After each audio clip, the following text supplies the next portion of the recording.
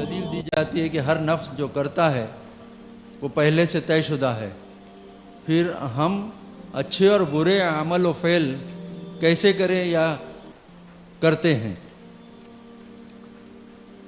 یہ بڑا پیچیدہ مسئلہ ہے قدر کا۔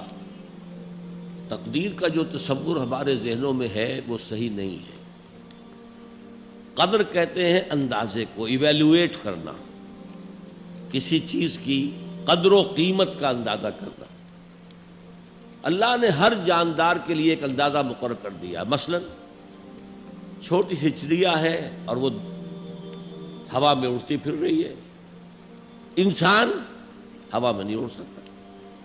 مشین بنا کر ہوائی جہاز میں اڑ جائے، خود تو نہیں اڑ سکتا۔ تو یہ ہر نوع کی ایک تقدیر ہے۔ اسی طریقے سے ہر انسان کی بھی کچھ لیمیٹیشنز ہیں۔ ہر انسان کو دو چیزیں ملتی ہیں جس میں اس کا کوئی دخل نہیں۔ اسے والدین کی طرف سے جینز مل رہے ہیں، اس کے اثرات اس کی شخصیت پر ہوں گے۔ پھر جس ماحول میں اسے پیدا کیا گیا ہے اس ماحول کے اثرات ہوں گے۔ ان دونوں سے مل کر شاکلہ بنتا ہے۔ قرآن مجید نے شاکلہ کہا ہے۔ شاکلہ کہتے ہیں پیٹرن کو۔ آپ نے لوہے سے کوئی چیز ڈھالنی ہے تو پہلے لکڑی کا پاٹن بناتے ہیں، ہمارے مصری لوگ پاٹن کہتے ہیں اس کو، اسے آپ پیٹرن سمجھیے، تاکہ اس میں آپ نے لوہا پگھلا کر ڈالا تو اسی کے مطابق ڈھل گیا۔ تو ہر انسان کا ایک پیٹرن ہے جو اس کے جینز سے اور اس کے انوائرمنٹ سے بنا ہے، اور ہر انسان کا محاسبہ اسی اعتبار سے ہوگا۔ اگر کسی کے شاکلہ میں 100% نیکی کا اللہ تعالیٰ نے صلاحیت رکھی تھی اور اس نے 40% کی ہے، وہ مارا گیا۔ جس کے اندر رکھی ہی 50% دی، اس نے 40% کر لیا، کامیاب ہو جائے گا۔ لا یکلف اللہ نفسا الا وسعها۔ Every individual will be judged according to what was given to him by Allah subhanahu wa ta'ala۔ لیکن تقدیر کا مطلب یہ نہیں ہے that we are bound to do something. No. There is no predestination. It's only pre-knowledge۔ اللہ نے مجھے اختیار دیا، چاہے یہ کرو چاہے وہ کرو، اما شاکرا و اما کفورا، فمن شاء فلیؤمن ومن شاء فلیکفر۔ جو چاہے ایمان لائے، جو چاہے کفر کا اختیار کر لے۔ لیکن اللہ کو معلوم ہے کہ تم کیا کرو گے۔ یہ پری نالج ہے اللہ کا، پری ڈیسٹینیشن نہیں ہے۔ اللہ نے مجبور نہیں کیا ہے۔ ہاں وہ لمیٹیشن جو آپ کی شخصیت کے اندر ہے وہ اپنی جگہ ہے، لیکن نیکی اور بدی، خیر اور شر، حق و باطل کا چوائس آپ کو دیا ہے، اما شاکرا و اما کفورا۔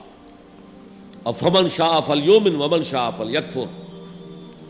This free will is with you and you will be adjudged on the basis of this free will۔ البتہ کتنی نیکی تم کر سکتے تھے اتنی کر لی، کامیاب، چاہے وہ مقدار میں کم ہو۔ اب جب غزوہ تبوک کے موقع پر حضور نے مسلمانوں سے کہا یہ جیش العسرہ ہے، ساز و سامان چاہیے، اب لاؤ پیسے پیش کرو، حضرت ابوبکر نے اپنا سارا اثاثہ لا کر رکھ دیا۔ پوچھا اپنے بال بچوں کے لیے کچھ چھوڑ کر آئے ہو؟ کچھ نہیں چھوڑا۔ صدیق کے لیے ہے خدا کا رسول، بس اللہ کا نام چھوڑ کر آیا۔ اب حضرت عثمان نے بہت دولت دی اس وقت۔